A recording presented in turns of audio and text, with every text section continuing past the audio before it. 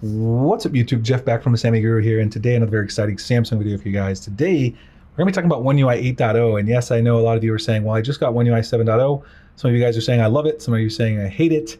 I just put together a video of a bunch of different problems people are experiencing with One UI 7 and some possible solutions, but today, we've got a lot of stuff coming out about One UI 8, and not about just on phones, but also on watches. I wanted to share you guys the new information today. We're going to get into that. Before we do, make sure you check out the website, sammyguru.com, covering the latest Samsung news, tips, tricks, tutorials, and reviews.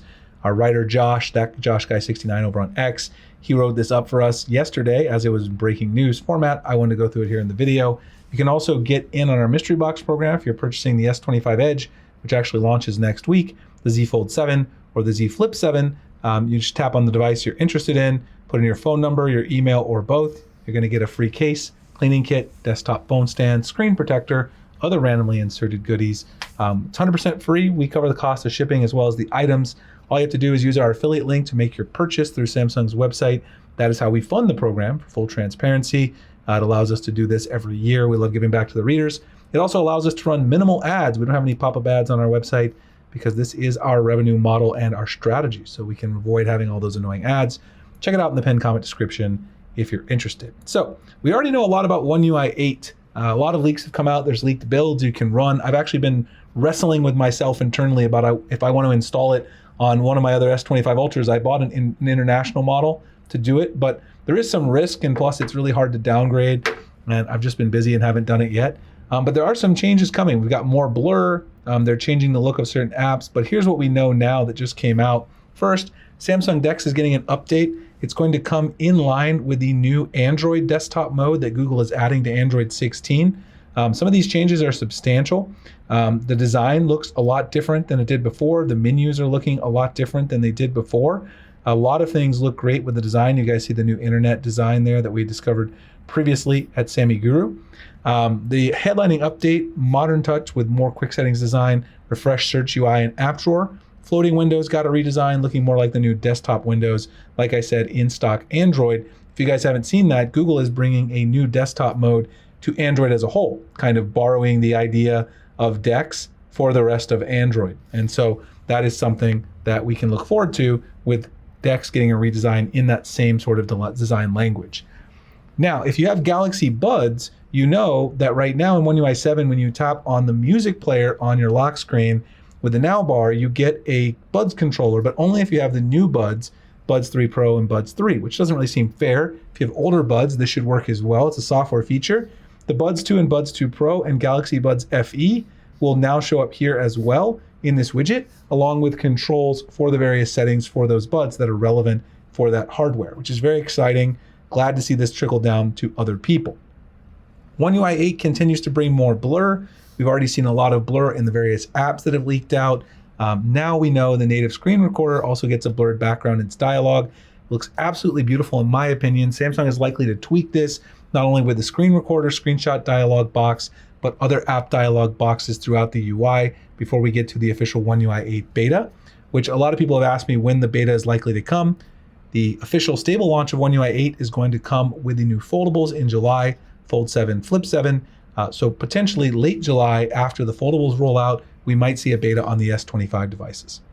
Quick Share gets changes with One UI 8. We already know that it has a brand new send and receive tab where those are separated, so you can see files you've sent and received separately. Now it gets a header on the send tab and a sleek slide animation between them, which looks really good. Check out this animation. I mean, it's a small detail, but makes a big difference in my opinion. Love it. Huge shout out right there to Khaled over on X for sharing that one. They're doing some nice things. I mean, it's not going to be as big of a change as One UI 7, but given the number of people who've told me they're upset with the massive overhaul and it's hard to find things, that might be good so people can get used to One UI 7, settle in, and they're not making so many huge sweeping changes with One UI 8. Now, the last one is really important. I'll talk about this more in detail in just a second. Secure Folder now adapts Android's private space API. No longer does it use the work profile to set up a secure folder. This is very important because we discovered a vulnerability, and other outlets talked about it as well, where you could expose your private information in gallery if someone installed a work profile. I actually installed one on my Galaxy S25 Ultra here to show you guys this, and I'll link the video below if you missed it. There's also another one vulnerability where your secure folder could expose your private photos using the automatic generated stories. Both of these should be fixed by using the private space API, which also then of course you have this new option to hide your secure folder, in which case then you won't get notifications and things from it like that. So it should fix both of these bugs. So that's the big leak from DevOfLops from over on X, which Josh rounded up. But there are a couple of other ones that I wanted to talk about. This is the one I just talked about there, was the security flaw. This one is the Now bar, its big upgrade.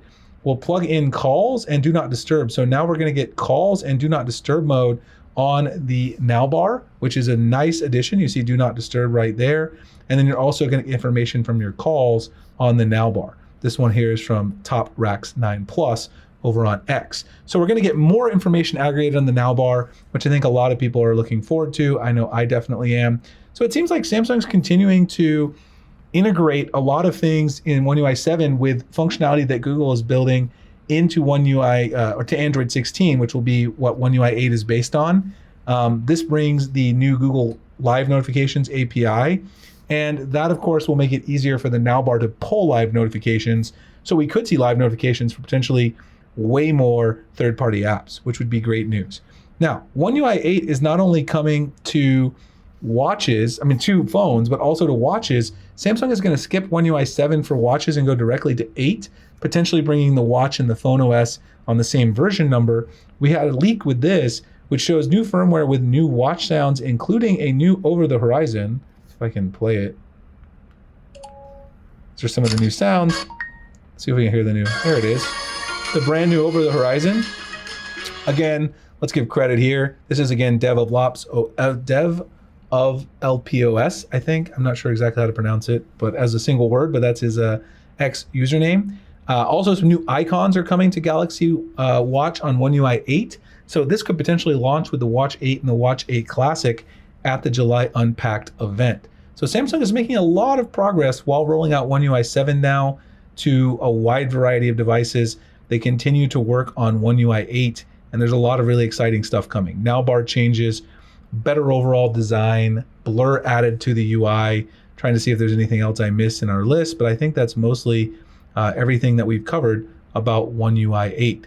Anyway, I'm curious what you guys think. Should I install one of these leaked builds? I'm really tempted to do it on this International S25 Ultra. That's kind of why I bought it.